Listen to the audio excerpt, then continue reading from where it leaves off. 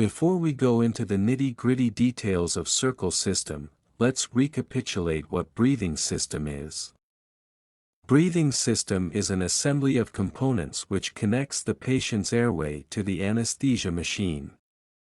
This creates an artificial atmosphere, from and into which the patient breathes. All anesthesia breathing systems have two fundamental purposes. First, it delivers of oxygen and anesthetic gases to the patient, and second, it eliminates carbon dioxide either by washout with adequate fresh gas flow or by carbon dioxide absorption. The diagram here shows a circle system. It is a unidirectional system, meaning, it has two separate tubes for inspiration and expiration, unlike Maple Sun system that uses one tube for both inspiration and expiration. It consists of fresh gas entry port through which gases are delivered from the machine to the system. A port to connect it to the patient's airway. A reservoir bag. Inspiratory and expiratory breathing tubes. Adjustable pressure limiting valve or pop-off valve. Unidirectional valve and carbon dioxide absorber. The structural and the functional details of the mentioned components and the classification of breathing system was discussed earlier. The link is provided on the upper right corner. The good way to understand the working of the circle breathing system is to follow a step-by-step illustration of the system. The following diagrams were taken from a website, howequipmentworks.com. The link to the website is provided in the description. So, let us begin by making our circle system by drawing a circular tube. The gases inside the circle system go around in a circular way inside the circular tube. Let us start adding parts to our circle, in a step-by-step way beginning with our patient first. However, though we have connected the patient to the circle, he will unfortunately not be able to breathe in or out from it because the circular tube is made of a non-stretchable material and therefore it cannot expand to accept the patient's expiration, nor can it contract and the patient tries to inspire from it.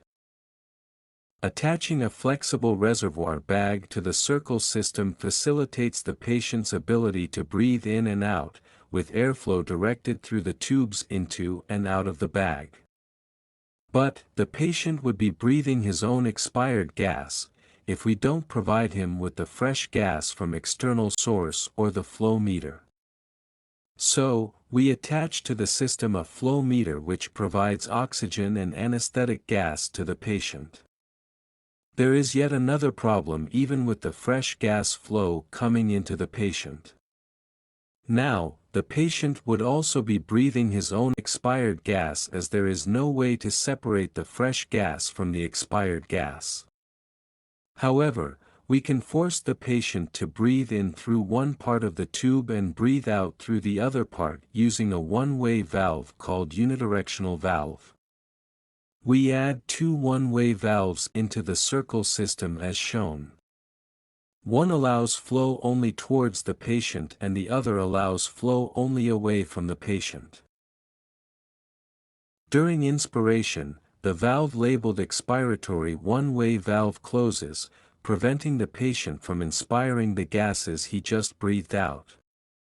On the other side, the valve labeled inspiratory one-way valve opens, letting the patient inspire gases rich with oxygen. The tubing from the inspiratory one-way valve to the patient carries only inspiratory gases, and we can therefore call it the inspiratory tubing. During expiration, the reverse happens. The inspiratory one-way valve closes, preventing the expired gases going into the inspiratory tubing. Instead, the valve labeled expiratory one-way valve opens, letting expired gases go via the tubing between it and the patient. The tubing between the patient and the expiratory one-way valve carries only expired gases, so we can therefore call it the expiratory tubing. However, we discover another problem. We find that the reservoir bag is mysteriously getting bigger and bigger. Ultimately, the reservoir bag bursts. The reason is that we normally give more oxygen and other gases than the patient needs.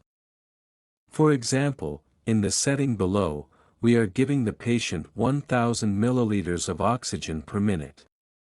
Of this, in our example, suppose the patient takes only 250 milliliters of oxygen per minute. That means that every minute, there is an excess of 750 milliliters of oxygen. The only place that this excess oxygen can go is into the reservoir bag. Therefore, this bag will get bigger and bigger, and eventually it may burst. The solution to the overpressure is to add an pressure-limiting outflow valve to the system. This valve has a disc that is designed to open when a positive pressure develops on one side of it, thereby letting any excess gas to flow out and prevent further rise of pressure. The structure and the working principle of the pressure-limiting valve was discussed earlier. The link is on the top right corner. During inspiration, the pressure in the system is low, so the pressure-limiting outflow valve remains closed. Now as the patient breathes out, during early expiration, the expired gases go into the reservoir bag. The system pressure is low because the reservoir bag accommodates the rise in pressure. So, the pressure-limiting outflow valve still remains closed. During the later part of expiration, the expired gases continues to fill the reservoir bag till it is fully distended. Once the bag is fully distended, the expired gases have nowhere to go and the pressure in the circle system rises. The rise in pressure causes the pressure-limiting outflow valve to open, releasing the excess gases out of the system. During expiration, most of the carbon dioxide from the expired gas goes into the reservoir bag, and once the bag is full, some of it goes out of the pressure-limiting outflow valve. The carbon dioxide is denoted by gray bubbles. During the next inspiration, the patient breathes the carbon dioxide from the reservoir bag back into his lungs. If this situation is allowed to carry on, the carbon dioxide levels will keep on rising to dangerous, and even fatal levels. The solution is to use a device called a carbon dioxide absorber, which does what its name says. This device is simply a container, inside of which, there are chemicals that combine with carbon dioxide molecules that passes through it. While not strictly correct in chemistry terms, one can think of it as a device that absorbs any carbon dioxide that passes through it. With carbon dioxide absorber, as the patient inspires, the carbon dioxide containing gas from the reservoir bag passes through the CO2 absorber. The absorber absorbs the carbon dioxide, making the inspired gas CO2 free. The anesthesia breathing circuit need a source for anesthesia gas. This is provided by vaporizer. Unlike most components of the circle system such as the one-way valves or the carbon dioxide absorber, the vaporizer is placed outside the circle system. This arrangement of vaporizer is called vaporizer outside circle arrangement or VOC. The vaporizer is in fact not considered the component of circle system. In contrast, very old models such as the Boyle's bottle or Goldman bottle used vaporizer placed in the inspiratory limb of the system. This arrangement were called vaporizer inside circle arrangement or VIC. The use of the vaporizer in this way is complicated and potentially dangerous and is very rarely used. Let's take a small break and unravel the secrets of a circle with our inspiration and expiration.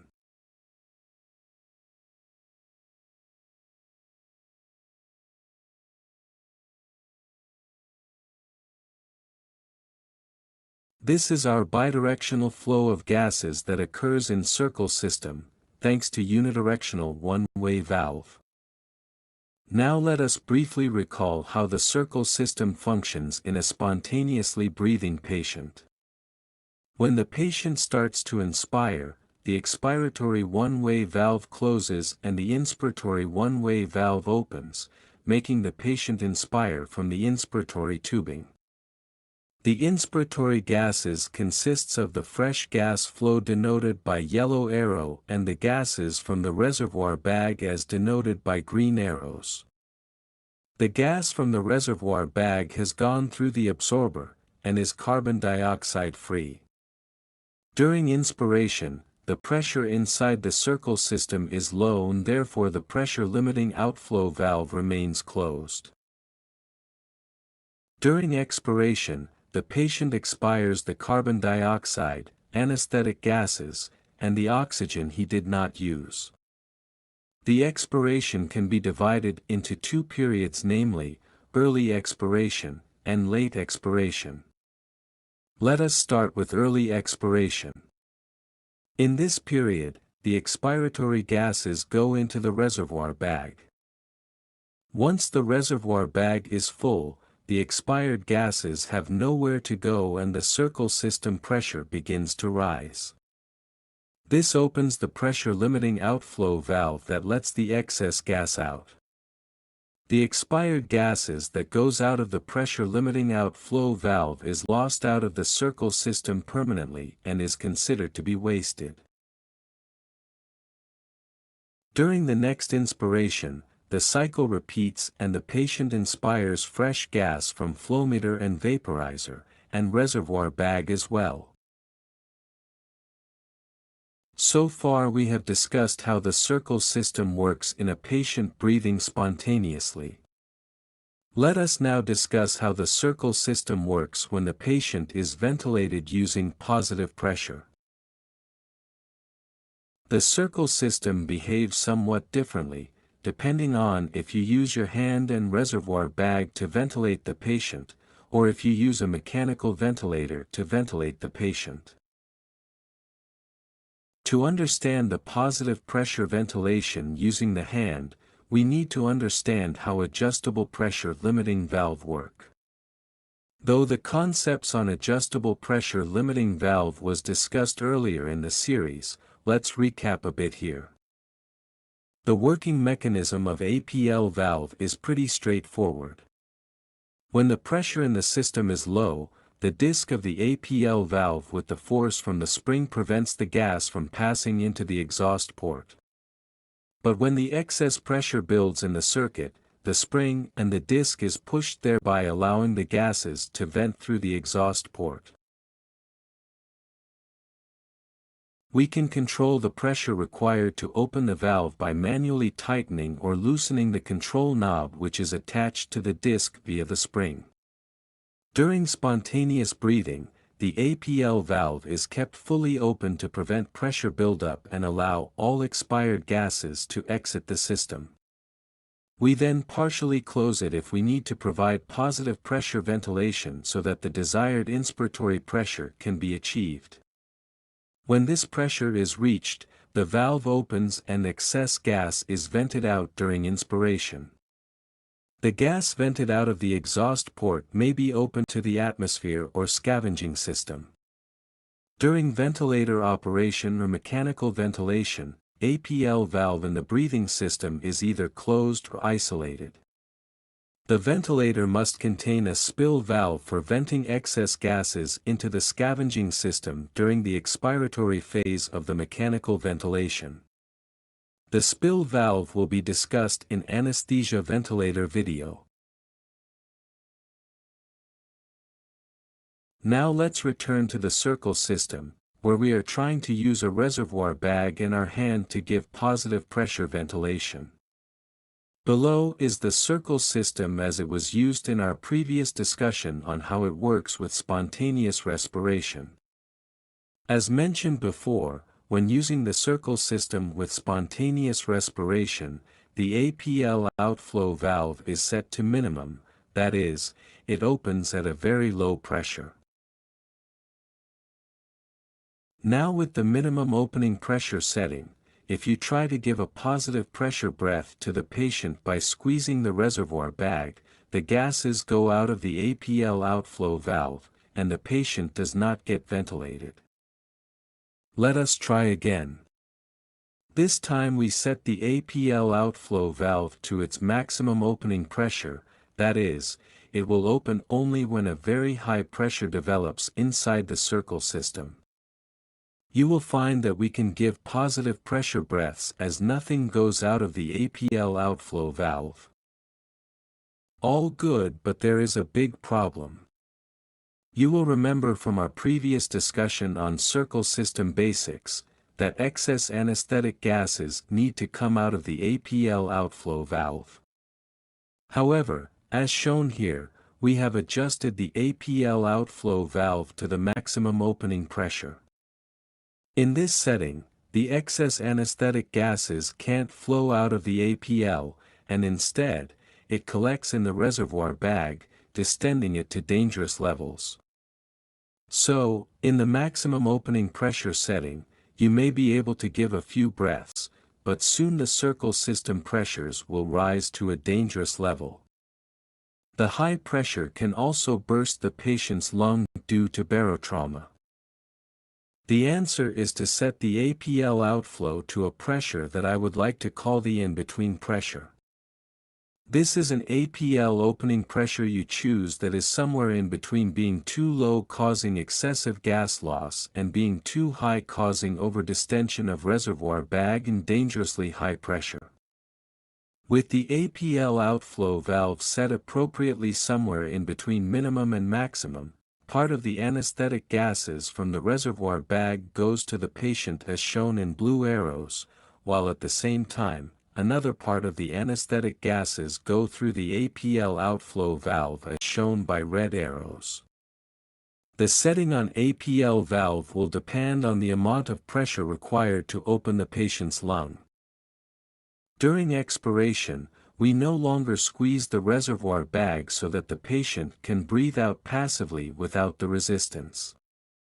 The inspiratory unidirectional valve closes and the expiratory one-way valve opens whereby the expired gas enters the reservoir bag.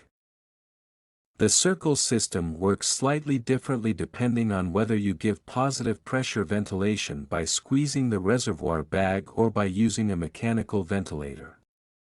We will now put our hands away and discuss how mechanical ventilation works in the circle system. We will not go into ventilators in great detail here as it is an extensive topic on its own. There are various kind of ventilators and one example of ventilator design is the so-called bag squeezer ventilator. Basically, as the name implies, this type of ventilator squeezes the bag where the bag is placed inside a sealed container shown as a gray outline here. The bag in these ventilators is present in the form of collapsible bellows. During expiration, the gases in the patient's lungs empty into the bellows, making the bellows rise upwards. For inspiration, the ventilator squeezes the bellows downwards, pushing the gases towards the patient. The ventilator container is connected to a ventilator controller. The controller is in turn connected to an high-pressure source of oxygen which will be used to squeeze the bellows. During inspiration, the ventilator controller lets the oxygen at high pressure enter into the container. The oxygen at high pressure pushes down or squeezes the bellows, pushing the anesthetic gases into the patient. The high-pressure oxygen is called the driving gas. For expiration, the ventilator controller stops the flow of pressurized oxygen into the container. During expiration, the gases in the patient's lungs empty into the bellows, making the bellows rise up. The rising bellows pushes out the used-up driving gas through ventilator controller into the atmosphere. Now let's connect our ventilator to our circle system. At the moment, the APL valve is set at the minimum opening pressure and you notice that the patient is not get ventilated. This is because, during the positive pressure inspiration, the gases are flowing out of the APL outflow valve and not going to the patient. During positive pressure ventilation using a mechanical ventilator, the APL outflow valve is used in a different way to how it is used during spontaneous respiration. To discuss this, we need to briefly go back to talking about hand ventilation using a reservoir bag. We discussed that, during hand ventilation using the reservoir bag, one can set the APL outflow valve to an in-between setting.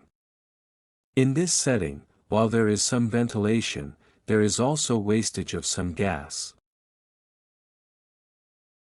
However, there is an alternate method to the in-between APL outflow valve setting method discussed so far. This method is employed when using a mechanical ventilator.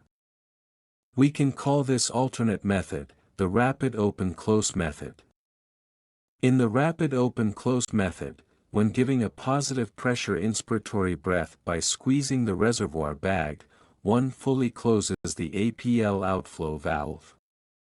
Since the valve is closed, there is no loss of anesthetic gases. Then in expiration, one fully opens the APL outflow valve. So, most of the expiratory gas will go into the reservoir bag, where it will collect.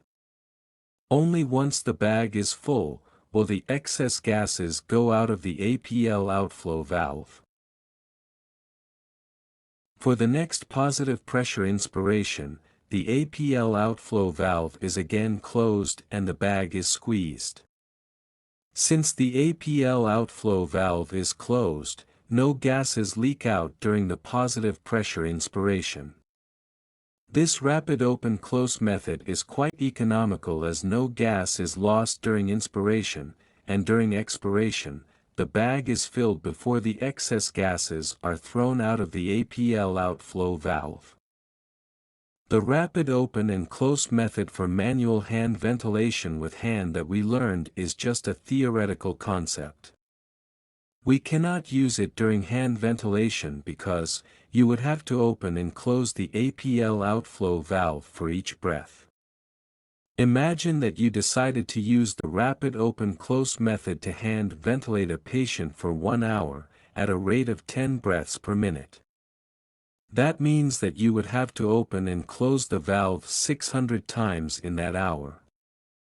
So the rapid open-close method is a theoretical method. Please do not try this at home or hospital. Now let us return to the mechanical ventilator. Unlike us delicate humans, it can work tirelessly. The ventilator can rapidly open and close an APL outflow valve many thousands of times a day with no complaints and with precision.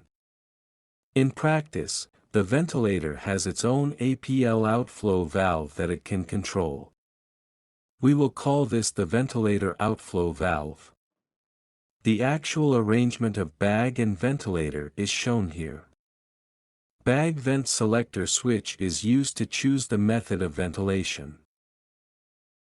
During inspiration, the ventilator closes the ventilator outflow valve and squeezes its bellows in the manner described earlier. No gases go out of the ventilator outflow valve during inspiration. During expiration, the ventilator sets the ventilator outflow valve to a minimal pressure setting. The expiratory gases first fill the bellows and any remaining excess gas goes out of the ventilator outflow valve. The cycle then repeats itself. The ventilator closes its ventilator outflow valve and gives the next inspiratory breath. When the ventilator is in use, your APL outflow valve and your reservoir bag, both shown inside blue box below, are not used. Therefore, in many modern anesthetic machines, when you select the ventilator, These are therefore automatically disconnected from the circle system. These are the good and bad about the circle system we learned.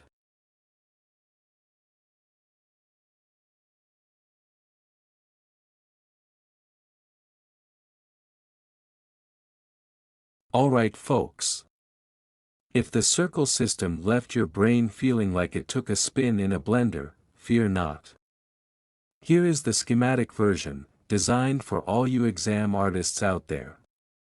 It's like doodling your way to success, with a twist and turn that'll have you feeling like you've aced your exams.